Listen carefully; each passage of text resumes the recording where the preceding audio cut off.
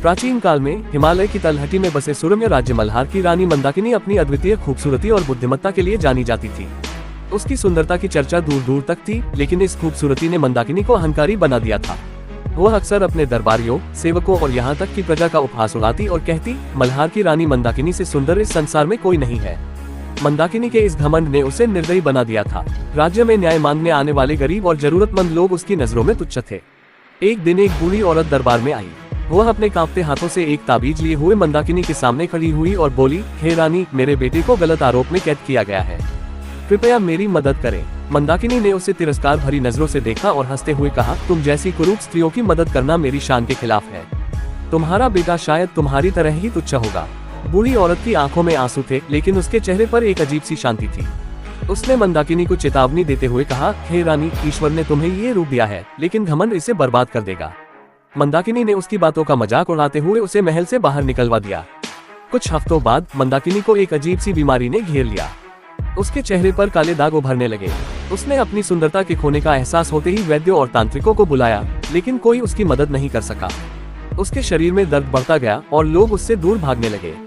एक रात जब मंदाकिनी आईने के सामने बैठी थी, तो उसने देखा कि उसका चेहरा एक कुरूप महिला में बदल गया है। वह डरकर चिल्लाने लगी। अचानक उसे आईने में वही बूढ़ी औरत दिखाई दी। वह मंदाकिनी की हंसी की गूंज सुन रही थी। मंदाकिनी को हर रात अजीब सपने आते। उसे एक काले जंगल में भागते हुए बूढ़ी औरत की आवाजें सुनाई देती। आवाजें कहती, रानी, अपने कर्मों का परिणाम भुगतो, तुम्हारा घमंड तुम्हें खा जाएगा।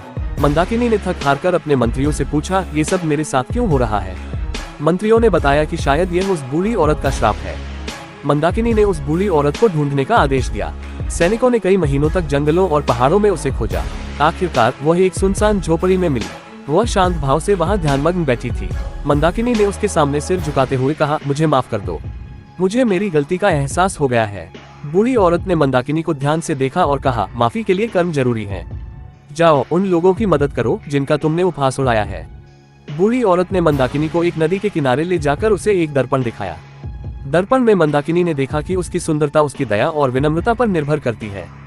जितना वह दूसरों की मदद करेगी, उतना ही वह सुंदर बनेगी। मंदाकिनी ने अपने घमंड को छोड़ दिया और अपनी प्रजा की सेवा में लग गई। धीरे धीरे उसकी खूबसूरती वापस लौटने लगी, लेकिन अब उसके चेहरे पर आत्मा की चमक थी। मल्हार राज्य की प्रजा अब रानी मंदाकिनी को उसकी दयालुता के लिए याद करती थी। वह सच्चाई और सेवा का प्रतीक बन गई। बूढ़ी औरत ने आखिरी बार रानी को आशीर्वाद दिया और अदृश्य हो गई। ये कहानी सिखाती है कि खूबसूरती बाहरी नहीं, बल्कि भीतर की होती है। घमंड और अहंकार से केवल पतन होता है, जबकि विनम्रता और सेवा हमें अमर बना सकती है।